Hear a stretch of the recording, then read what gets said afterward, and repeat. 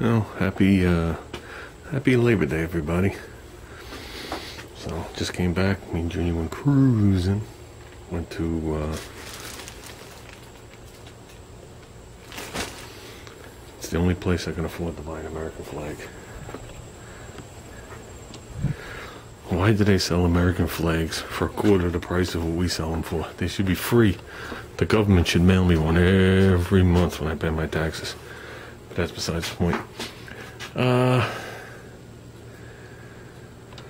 Basically, today's going to be a bunch of nothing. I've been holding off everything here now, moving everything out and doing everything, waiting for them to fix the pole. Because I got to pass by all those leaning wires and all the stuff to put the stuff in the shed. I know it's hard for you guys to tell, but they're being held up by the trees. And I think if it comes out of that branch, that's the main wire to my house will smack me in the head. So, at least I can grab my lawnmower real quick and be done with it. So, went and got myself an 8-foot by 11-foot top. I want to make a little barrier coming down in here. So when I draw the air into the garage, it has to go down to the ground and then go out the exhaust, or else it just comes straight across onto the roof, and we don't want that. Because I do notice when I run the fan, I see a couple of specks of dirt in the paint, and when I don't run the fan I don't see anything. So it's just common sense. It's coming in from the bottom of the door and where the door leans, so, and then it just comes across. So we're going to make something across, so just like I do with the in the refugium in the saltwater tanks. So the air's going to have to come in, fall, and rise again. And hopefully with that curvature on the bottom, a lot of the stuff settles to the floor and can't make the upward rise again. Instead of coming down, it would have to rise and fall again. So hopefully we don't see. Yeah, thanks to Tom Noble, I see that he's running 2 air hoses in his garage, and I can understand why. Getting this one around the car is a pain. So I'm thinking of running 2 short hoses. So that means I have to tee it here, which I have. I have a tee, I have another coupler. This one is unregulated pressure. This is right from the compressor. These go through the dryers and the regulator. Well, this goes through the dryer too, but that's what I want to show you. See it all in there? I put these couplers on 20 years ago. You can see all the crap that came probably from the original elbows or inside the compressor. That's where you run a filter. So I'm going to make sure all this stuff is spotless. The other coupler I have is brand new. So I know this nipple was new, this nipple was new, this brass setup was new. This is used. So we're definitely gonna look into that. So let's hope with all this stuff nothing makes it here anymore. Because this was screwed originally just coming out of here. So let's clean these up, put it back in. This one I'm gonna replace. Let me see if I have another one. I thought I had more. Well, I got this one. I'll peek at this one because this one definitely will never have paint going through it. So let's pull this one off and take a peek. There you go. Except for that coupler. There's a female, so I need a male adapter. Okay, I cleaned that. I don't see anything else in it. I'm going to try and get another one. If not, I'll reuse it. This one I cleaned, but this one I didn't like for painting use. We'll leave that for what it is. So, but I made sure it was clear because I still use my blowgun on this one. So, with that, we are going to run 2 lines. I'm not going to be running probably that very thin line. In this situation, it seems to bind up in a ball a lot. So I'd like to run 2 shorter hoses in the garage when we do the paintwork. This one I'll run around the back, and this other one I'll run here.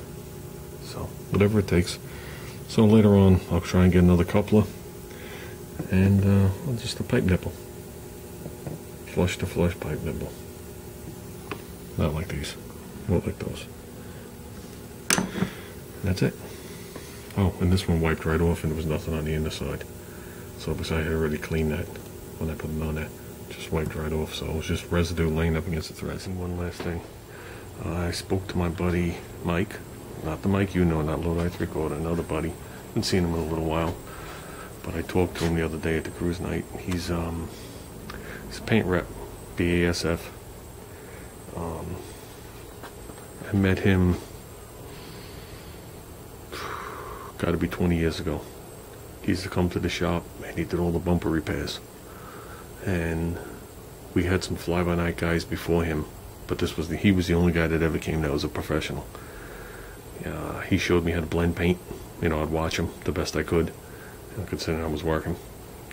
But when his work was done, he wasn't one of the guys that just popped off a bumper, did a repair, painted it, and put it back on the car. He left the bumper on the car, and he blended everything in, and you couldn't tell. I couldn't tell in the fluorescent light in the shop. Not one of his repairs ever. He actually did the air cleaner for my American. One day I had gotten it all ready. I primed it and wet sanded it, and I asked him if he could shoot it, and he shot it for me. Then he moved away from that and became like the paint rep. Then I hooked up with him again when I went to Toyota, because he was supplying us our paints. He did he was a paint rep. He did the station. He did everything. Then we eliminated the body shop, so I haven't seen him in a little bit. And he did do full cars and stuff like that. And he gave me the lowdowns on different clears, which ones to use, which ones to stay away from, and stuff like that. And I can get the paint directly through him, which is even cheaper than I can get it. But some of the shit is really expensive. Really expensive. But because we talked about, I got a stack clear on here. Some clears you can't stack. You start stacking, we get all sorts of problems, failures, solvent pop, all sorts of shit goes on. So we talked about the different ones that are stackable. And I don't know, now I got a lot more on my plate I got to think about. I did some research on some of them. I went online, checked out the forums, and some of them people find very hard to spray. So it requires a wet sanding and a polishing, which I have to do anyway because I'm shooting flake. Some of them were considered easy to use. Some of them were expert only, they considered. So I got to take all that into consideration. And the price, of course. Unfortunately, I got to buy enough clear here to shoot my car. In reality, we're going to, probably when it's said and done, there'll probably be at least 6 coats clear on the car, at least, minimum. So we'll see how far the flake buries down. So all that has to be taken into consideration before I purchase a product. With that said, that's really the only piece left of the puzzle. So I couldn't have painted today if I wanted to. Look at the humidity. I'm standing out here and I'm sweating. And it's only, I don't even think it's 80 degrees in here.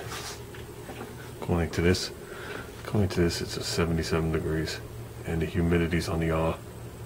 So I figured once it got past 100 it would rain, but I guess not. So I did want to spend this weekend getting ready, and like I said, I can't until they come do that telephone pole. So